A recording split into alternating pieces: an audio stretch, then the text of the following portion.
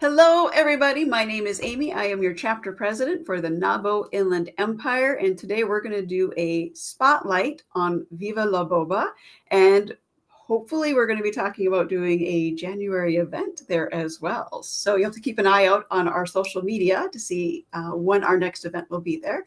But NAWBO, if you haven't heard of NAWBO, we are the National Association of Women Business Owners. And in the Inland Empire, our chapter is about supporting local women business owners who are looking to continue to move their business ahead to the next level.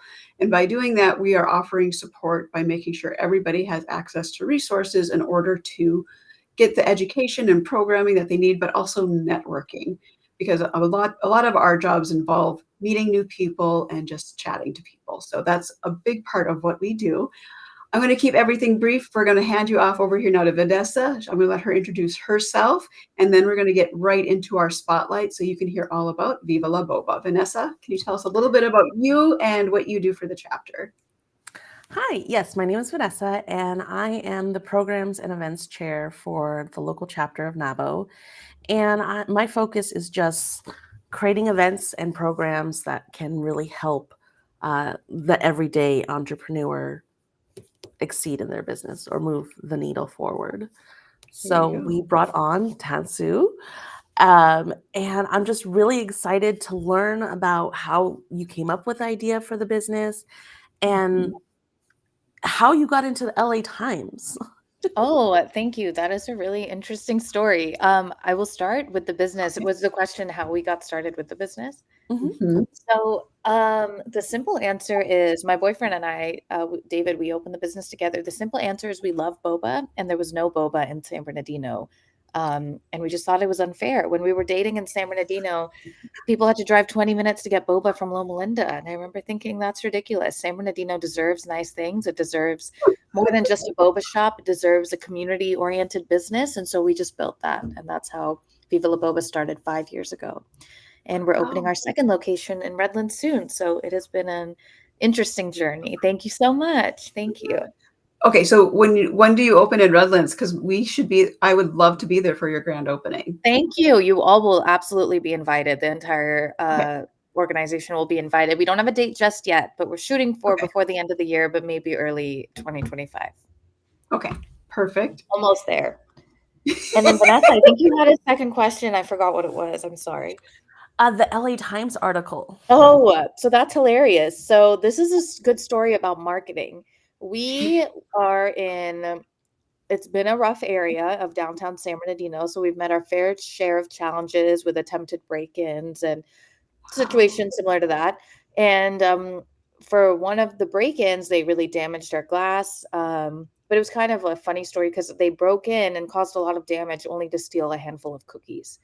Like nothing even worth anything, it was just like, oh my God. And so that it picked up a lot of press. If there's anything I do, it's like turn a negative into a positive. And I said, there's no such thing as bad press. And so we got a lot of airtime talking about this cookie caper, and then I got a call from the LA Times and they wanted to do a story. And so I do some presentations on marketing to local colleges, and I always tell them that story. I said I put all over my social media after that, we are featured in the LA Times. I didn't mention it's because of a story about a break-in, but it's so true. We are featured in the LA Times. So that is a story on marketing. No such thing as bad press. I love that. And Thank there's you. so many obstacles we run into as business owners that we have to constantly think on our feet and turn things around, because otherwise it's just going to drag you in the dirt, and you don't want to do that. Exactly. You don't want that. Yeah, don't fall for that trap. You can, I think, to be a business owner, especially a woman business owner, it's like you take the lemons and you make lemonade. Yep, exactly.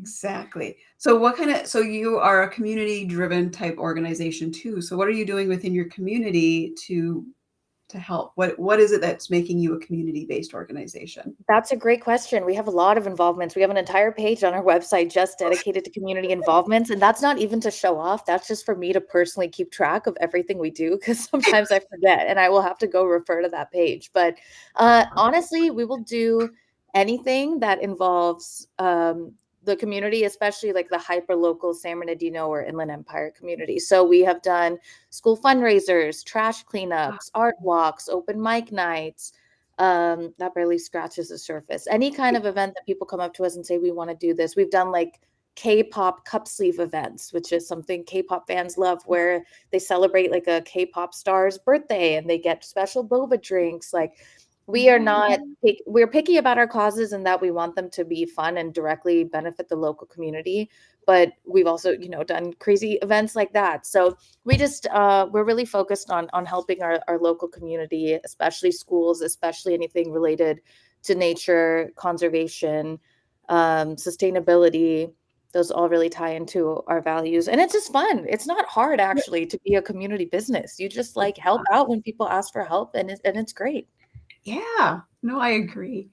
So we're going to sidetrack here. So for people Sure. who don't know what boba is there a community of people who don't know what this is? And can you tell us what boba is? What makes it so special? Sure. So boba is still relatively new. I think it was only created in about maybe the 80s or 90s in Taiwan. It's a Taiwanese drink. It originated there. Boba, at its simplest form, is just tapioca, which is in many different cuisines, including Indian cuisines. I'm Indian, but I had never had it in actual boba form until I was young and living in the Bay Area. And it's essentially little tapioca balls that are boiled and then sweetened with your choice of sweetener. We use brown sugar and put into whatever drink that you want. And it has kind of an al dente mouthfeel. And I believe there's still a ton of people who don't know what boba is. It has gotten super popular in the last 40 years, but you know, I'm sure there's still a bunch of people who haven't tried it. So I always encourage people to make Viva La Boba their first place to try it, because we have a lot of beginner friendly drinks.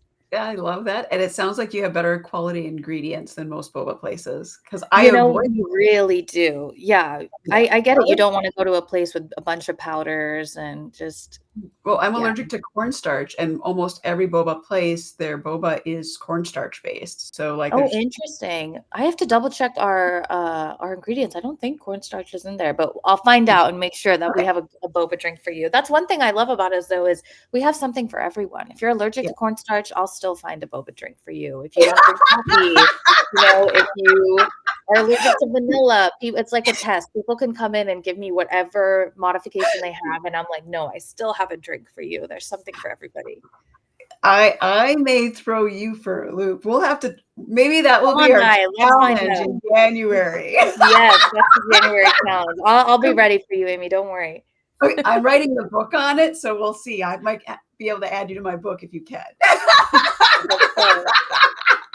I'm gonna Google That's so cornstarch awesome. free boba. Amongst many things. Oh gosh, I'll be ready. Don't worry. Okay. So I did have a question. Sure. Since you said that you've been in business for 5 years, Mhm. COVID happened 4 years ago. So how Yes. was that, where people weren't leaving their house, and how did you push through? That's a great question. I remember being super anxious, like many other people and other fellow small business owners, but it's one of those things where you can either let it get you down, like we were saying earlier, or just immediately spring into action.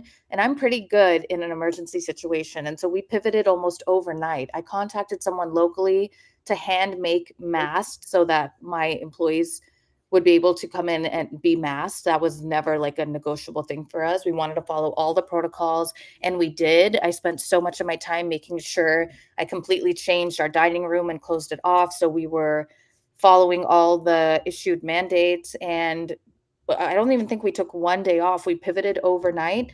And it ended up being actually a really good time business wise for us. We got so lucky. I think because people got some money from the government and had nowhere else to go, they kind of gravitated towards Viva. And we still focused on being a community oriented business despite not allowing people to gather.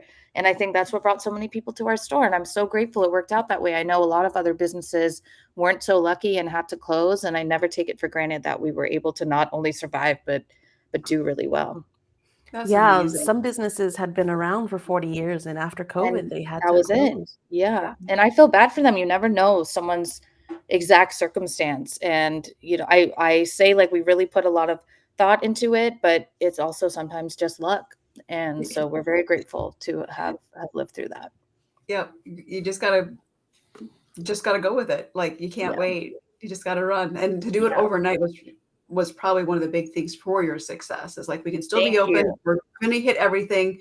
we're going to make this work and we're just going to move forward. Like, That was again, exactly it. Yeah, I didn't, yeah, no days off in that period. It was just like, okay, over by morning, we're gonna have this figured out. We're gonna open yeah, and we will just what's the term? I think being a real true entrepreneur is all about being able to deal with those last minute challenges and be adaptable. yeah, yeah. And that, right? Because we don't have the big strings of like corporations holding us back. We don't have to go through different departments. We're just, No okay, hoops. Yep. right? Yeah, absolutely. Absolutely. That's amazing. Absolutely Thank amazing. you. And it follows suit. Like you had also then had the cookie caper and it was the same thing. You just got to move forward. Yeah, just keep adapting. Yeah, whatever people throw at you, just, just juggling and throwing it back. So one question I do have is, with all the information and experiences that you've had over the past 5 years, Mhm. what would you tell yourself back then? Oh, wow. These are awesome questions. What would I tell myself? I Vanessa's would good. say I would say it's so fun to be a small business owner and not have a boss, but you will do a lot better if you give yourself the gift of organization and a schedule. Because that's something I've like really committed to in the past year and it's made such a difference. And I felt like, I mean, I opened the business when I was young. I was like 23. I didn't know what I was doing. I never opened a business before. So I'm not surprised I didn't know to do this. But now I follow like kind of a strict schedule of, okay, from this time to this time I do emails, and Yeah. it's that kind of structure that ironically affords me freedom in my schedule elsewhere. So I Yep. think giving myself, I wish I would have done that sooner. And then also I would tell myself like just chill out. It's never that serious. At the end of the day, you're just selling boba. No one's going to die. My parents are physicians. Their careers have always been literally life or death, and I'm lucky that I'm an actor. I work in entertainment where nothing is life or death, and neither is boba. So I always remind myself of that, and I would have saved myself many years of stress and therapy maybe if I'd chilled out a little, but I'm there now. I'm good now. I feel like you need that on a t-shirt. It's never life and death. It's just boba. It's just boba, right? Yeah, that's that's our next t-shirt for sure. I tell my staff that all the time. I'm like, whenever they make a mistake, I'm like, it's not life or death. It's Tai Chi. It's not, it's never that serious. We do our best for sure all the time, but like, don't lose sleep over anything. Yeah. Yeah, exactly. Like, I love that. I absolutely love that. So if anyone is interested, uh, going to Viva La Boba, website is Yes. on the screen, vivalaboba.com. Check her out. Do you have a newsletter? Because we need to stay up to date with you as well. So Yes, we when you do. If you go to our website, vivalaboba.com, it'll show you where you can sign up for our free loyalty program. We send out a newsletter with coupons every month, and you get a free drink after your 10th visit. I highly recommend it. We put a lot of VIP only information there. So if you want to know about secret menus and events before other people. secret menus, that's a thing. Yes, it is. All We'll right. have a So cornstarch free menu. um, I will be I the first did to have another verify that question for you. Sure, please. in regards to social media. I see that Yes. your Instagram is over 11,000 followers. That's Thank super you. impressive. Are Thank you you. also on TikTok? Have you gone on any Yes. TikTok trends? So I'm on TikTok. I was doing way more of it for Viva during the pandemic when we had more downtime, and now I have fallen off on TikTok, but I've been encouraged by people to get back on. I'm actually looking at hiring a couple social media interns to help us with TikTok because I'm the one who does all of our social media and I post every single day on Instagram. Everything you see on Instagram is me. We've never hired anyone else to do that. So, or we haven't hired anyone else to post without me seeing it first. But I am open to expanding to TikTok now, and I think getting a couple local social media interns will help us expand that. Yeah, then that's the best way to start bringing in some new blood, right? Some fresh Yeah, you ideas, can only do so much. If there's anything I've learned, you can only right? do so much. At a certain point, you have to start delegating. Because you wear so many hats. Like, okay, Yes, I don't have yeah, time for this hat anymore. Someone else. exactly. The TikTok hat is, yeah, not currently available to me, but maybe for an intern. Yeah, I love that. Do you have plans? Like, have you looked into what that process is going to look like?